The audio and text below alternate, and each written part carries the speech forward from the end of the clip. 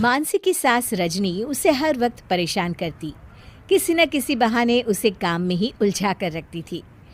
वो जितना भी अच्छा काम कर ले उसे बातें ही सुननी पड़ती। एक दिन, बहू कहाँ मर गई? कब से तेरा इंतजार कर रही हूँ। चाय की एक प्याली भी नहीं मिली। न जाने सुबह से क्या करती रहती है। तभी बहू चाय के साथ गर्मा गर्म नाश्ता लेकर आती है। ये लीजिए माँ जी। हे भगवान, ये तो चाहती है कि मैं मर जाऊं, तभी तो ये भारी सा नाश्ता सुबह सुबह ले आई। खा खा कर मैं मोटी हो जाऊं और बीमारी मुझे घेर ले और फिर पूरा घर तू हड़प ले। अरे माँ जी, शुभ शुभ बोलो। मरे आपके दुश्मन, न खाना है तो वापस ले जाती हूँ। बातें इतनी तो ना बढ़ाओ। ठीक है, चलो जाओ यहाँ से। कोशिश करती हूँ थोड़ा बहुत खा लूँ।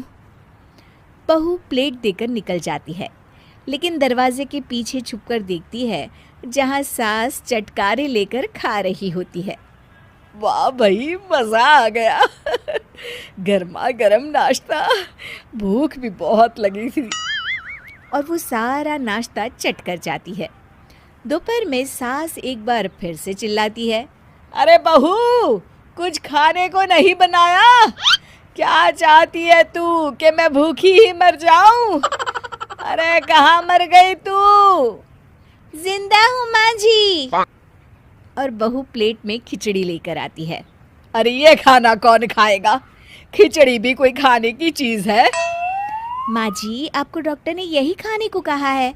हाँ, तू बड़ी मेरी माँ बनी है। अरे नहीं खाऊंगी मैं, ले जा यहाँ से। देखिए माँ जी, यही है खाने में और कुछ नहीं। इसे तो खाना ही पड़ेगा। और हाँ, मुझे अब कपड़े भी धोने हैं, मैं चलती हूँ। बहू के जाने के बाद सास खिचड़ी खा लेती है और सो जाती है। शाम को, आज दिन में हल्का खाना खाया तो शरीर बड़ा ही रिलैक्स लग रहा है। चलो शाम की वॉक ही कराती हूँ। सासू माँ पार्क में जाती है जहाँ और भी औरतें होती हैं। सभी साथ बैठकर अपनी अपनी बहू की बुराई कर रही होती हैं। अरे मेरी बहू ने तो जीना हराम कर दिया है। कभी दोपहर का खाना शाम को देती है तो सुबह की चाय दोपहर में। मन तो करता है निकाल दूं घर से उसे। अरे मेरी बहू का क्या बताए। करमजली को पता है कि डॉक्टर ने मुझे चीनी और नमक कम खाने को कहा है, लेकिन जानबूझकर ऐसा खाना बनाती है कि मैं खा ही ना पाऊं। अरे मेरी बहू के तो क्या कहने, हर बात का जवाब, हर बात में लड़ाई। एक घर में रहती है लेकिन लगता है कि कोई दूसरे घर में रह रही हूँ। अपना ही घर काटने को दौड़ता है। शांत बैठी रजनी सब सुन रही होती है। तभी एक बुढ़िया उसे कहती है, अरे क्या हुआ रजनी बहन, सब ठीक तो है? रजनी कुछ नहीं कहती और वहां से चली जाती है। रजनी घर आती है कि तभी मानसी हाथ में छाछ का ग्लास लेकर आती है। कहाँ गई थी माँ जी आप? कितनी देर लगा दी? मोबाइल साथ ले जाया करिए अगर कहीं जाए तो। सबको चिंता हो रही थी। हाँ, ये लीजिए, छाछ पी लीजिए, पेट ठंडा रहेगा।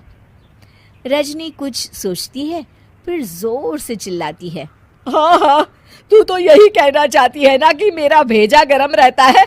अरे तू ही पी ले ये छाछ। इतना बोलते हुए सास पूरी छाछ पी जाती है। एक दिन रजनी की बहू रोते हुए घर आती है। अरे क्या हुआ? तभी घर की घंटी बजती है।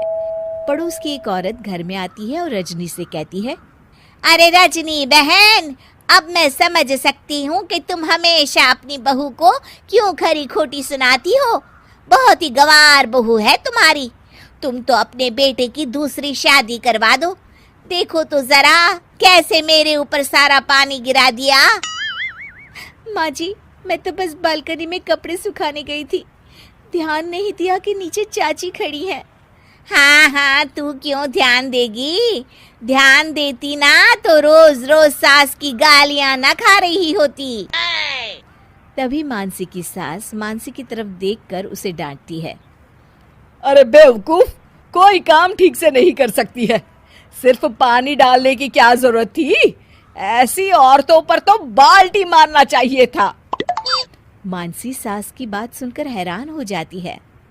तभी सास पड़ोसन से कहती है, वो मेरी बहू है, मैं उसे डांट लगाऊं या गालियां, तुझे क्या मतलब? और हाँ, मेरी बहू को गवार कहा ना तो तेरी खाट खड़ी कर दूंगी। चल निकल यहाँ से, और दोबारा लौट कर मत आना, वरना डंडे से मारूंगी। पड़ोसन के जाने के बाद, और तू यहाँ क्या खड़ी है? जा जाकर मेरे लिए अच्छा सा नाश्ता बना कर ला। मानसी वहां से चली जाती है। शिक्षा, बोल भले ही कड़वे हो, रिश्ते में मिठास होनी चाहिए।